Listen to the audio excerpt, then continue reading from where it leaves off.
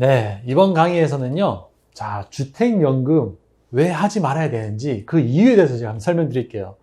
요즘에 많은 분들이 이제 주택연금을 많이 가입을 하시려고 하시는데, 주택연금요, 저는 진짜 완전 비추예요, 비추. 예, 그 이유에 대해서 한번 강의에서 한번 알려드릴게요. 자, 주택연금 메리트가 있죠. 나 투자고 뭐고 다 필요 없고, 나 집만 있으면 그 집에서 나오는 연금이 있으니까 그걸로 이제 노후 생활 편하게 할 수 있지 않냐. 이렇게 생각하실 거예요. 근데 뭐 진짜 투자가 진짜 똥손이신 분들은 이게 나을 수도 있어요. 투자 정말 못 하시는 분들은. 자, 메리트 세 가지 한번 알려드릴게요. 메리트는 알려드릴게요. 메리트는 미래 주택 가격이 떨어져도 안심하셔도 돼요. 예, 그리고 내 집에 살면서 평생 노후생활비 주택연금을 받는 겁니다. 그리고 세 번째는 미래 주택 가격이 올라가면 자녀 상속인에게 차익을 지급을 합니다. 자, 이 세 가지만 봤을 때, 너무 좋지 않냐? 이렇게 생각을 하실 거예요. 자, 근데, 여기 디메리트가 있어요. 디메리트. 별로다. 이건 뭐냐? 주택연금의 문제점 5가지를 알려드릴게요. 5가지. 이 5가지가 뭐냐? 자, 1번은 주택연금 비용이, 이거는 하시려면 저당권을 이제 비용이 내셔야 됩니다. 저당권 비용. 법무사 비용, 등록면허세, 지방교육세, 인지세 이런 걸 다 내셔야 되고 감정평가 비용도 내셔야 되고 이 공시가격 4억 2천짜리 집이다. 그러면 총 한 200만 원 정도 이상 소요된다. 이렇게 보시면 돼요. 예, 그래서 이건 비용을 직접 내시면서 하셔야 된다. 자, 주택연금 이자율이 있어요. 이자율 보시면요.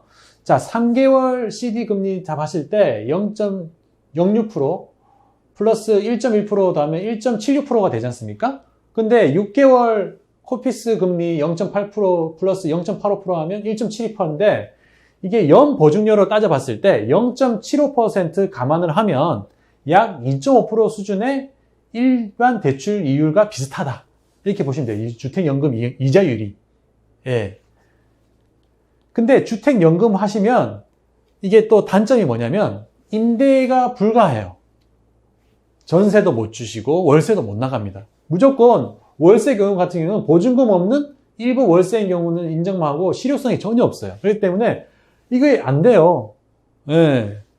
그리고 주택 공시가격이 5억 기준으로 봤을 때 전세가 4억이고 월세가 뭐 0.5억, 뭐 월세가 이제 73만 원 이런 기회비용을 다 날라간다 이렇게 보시면 돼요.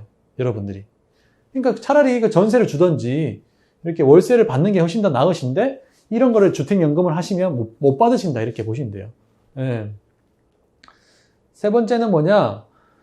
자, 5번째는 여기 주택가격 5억 기준으로 봤을 때 60세 보시면 종신형으로 보면 월 104만 원 정도 나와요. 월.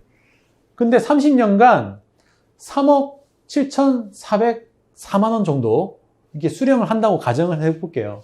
근데 그렇게 많이 받는 게 아니에요. 이게. 이렇게 계산을 해봤을 때 5억짜리 집에서 60세부터 이제 연금 받는다고 쳤을 때 30년간 이제 90세 하늘나라 돌아가신다고 봤을 때 이렇게 3억 이거밖에 못 받는다 이렇게 보시면 돼요. 근데 주택연금이 만약 9억짜리예요.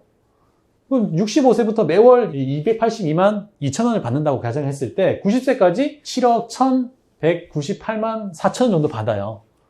95세까지는 거의 8억 4,890만 4천 원 정도 받는데 자, 그러면 이제 비교를 한번 해드릴게요. 비교. 5억 원짜리 주택이 있어요. 예. 그런데 여기에 보시면 65세부터 매월 126만 원 정도 받는다고 계산을 해볼게요. 그럼 26년 동안 90세까지 받았을 때 거의 보면 3억 9,561만 6천 원 받는 거잖아요. 31년 동안. 예. 근데 이자 비용으로 가늠했을 때 보증료 감안하면 거의 1억 5,478만 4,760원을 이제 이자가 나가고 총 이제 하는 게 5억 5,040만 760원이란 말이에요. 주택 가격이 5억 원짜리가 90세까지 갔을 때 가격이 더 올라가거든요. 연 한 4% 정도 상승한다고 가정했을 때 5억짜리 집이 13억 3,292만 원이란 말이에요. 근데 이거를 5억짜리로 묶어놔버리니까 이 금액밖에 못 받는다 이거예요.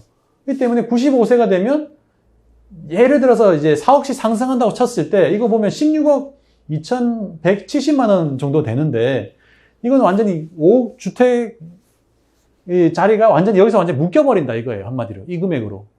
예. 그러니까 여기서 이제 월세라든지 전세 전혀 받을 수도 없는 거고요.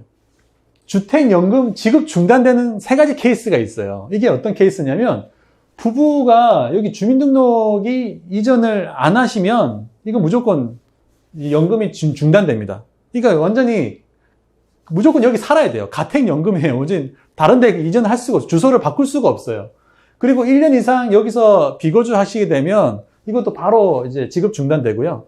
그리고 주택 소유권이 이제 매각이라든지 하재가 됐을 때 이제 상실됐을 경우는 이것도 이게 지급 중단되거든요. 그렇기 때문에 어떻게 보면 이제 가택연금이다. 집에서 완전 잡혀 살아야 된다. 이렇게 보시면 되고요. 자, 주택연금 이제 대안을 알려드릴게요. 예, 왜 주택연금 받지 마시고 이제 부동산 투자를 해서 받을 수 있는 대안이 있는데 이 단독주택 보시면 이제 증축을 하셔가지고 여기서 이제 전세나 월세 주셔가지고 하시면 그게 훨씬 더 수익이 더 많이 나시는 거고요. 연립이나 빌라나 아파트 같은 경우는 매각을 해서 단독주택이나 이런 거 이제 상가주택 같은 거를 매입을 하셔가지고 항상 이제 임대 월세 수익을 항상 하실 수 있는 그런 부분을 하실 수 있고 또 이것도 주택을 또 매각을 해서 소형주택으로 이사를 해서 이런 또 매각 차익도 있고 노후 생활비를 충당할 수 있는 부분이 있기 때문에 저는 주택연금보다는 이런 주택연금보다는 하실 수 있는 방법이 훨씬 더 많다고 보거든요. 그래서 주택연금 굳이 하실 필요가 없다. 근데 투자에 대해서 정말 자신이 없는 분들은 하셔도 된다. 근데 저는 제가 만약에 이 정도 집을 가지고 있으면 주택연금 안 하고 훨씬 더 이게 투자해서 제가 이제 수익형 부동산을 만들어서 살 방법을 정말 많이 알거든요. 그래서 꼭 이거 알고 계시고요. 그렇기 때문에 여러분들 주택연금을 하셔가지고 많은 분들은 주택연금을 받으시는 분들은 진짜 투자에 정말 자신 없는 분들은 정말 이해가 됩니다.